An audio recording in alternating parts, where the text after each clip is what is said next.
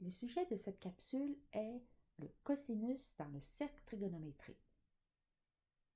Nous avons étudié le sinus de l'angle θ correspondant à un point A du cercle trigonométrique en abaissant une perpendiculaire à partir du point A sur l'axe des X. Maintenant, on va s'intéresser à l'angle complémentaire à l'angle θ. Rappelons-nous que deux angles complémentaires sont des angles dont la somme donne un angle droit. Un angle droit est de 90 degrés ou bien de π sur 2 radians. L'angle complémentaire auquel on va s'intéresser ici est l'angle identifié en violet. Du point A, on va abaisser un segment perpendiculairement au diamètre du cercle qui est confondu avec l'axe des ordonnées.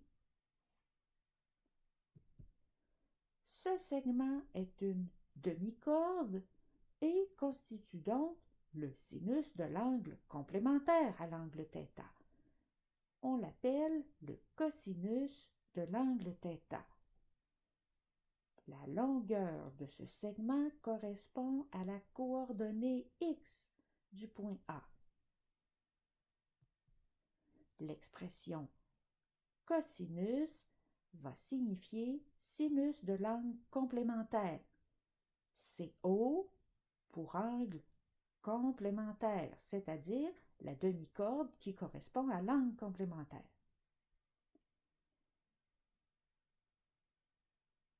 Pour un point du cercle trigonométrique qui est situé à un angle θ par rapport à la direction positive de l'axe des X, on a donc x égale cosinus θ et y égale sinus θ. Les coordonnées du point peuvent donc s'écrire cosinus θ, sinus θ.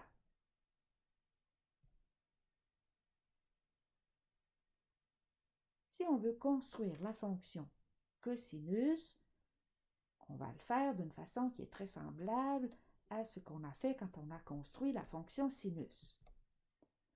Un point A se déplace sur le cercle trigonométrique et l'angle entre un segment qui relie ce point A à l'origine du plan cartésien et la direction positive de l'axe des X, cet angle-là est désigné par θ. La première coordonnée des points de la fonction fθ égale cos θ est donnée par θ. L'axe horizontal va ainsi être gradué en radians. La deuxième coordonnée est donnée par la valeur du cosinus de l'angle θ, c'est-à-dire par l'abscisse du point A. Chaque point de notre fonction cosinus θ va être donné par θ cos θ. Nous allons donner quelques exemples de calcul de coordonnées de points. Pour un angle de 0 radian, la coordonnée en x est de 1. Le cosinus de 0 vaut donc 1. On obtient donc comme point pour notre fonction fθ égale cosinus θ le point de coordonnées 0, 1. Si on prend un angle de π sur 2 radians, la coordonnée en x du point A est 0. Cosinus de π sur 2 est donc 0. Cela nous donne comme coordonnées de points dans notre fonction fθ égale cosinus θ, le point de coordonnées π sur 2, 0. On continue de cette façon en faisant tourner le point A autour du cercle trigonométrique à calculer les coordonnées des points de notre fonction cosinus θ. Et on les place dans notre graphique pour ensuite tracer notre courbe de la fonction cosinus θ.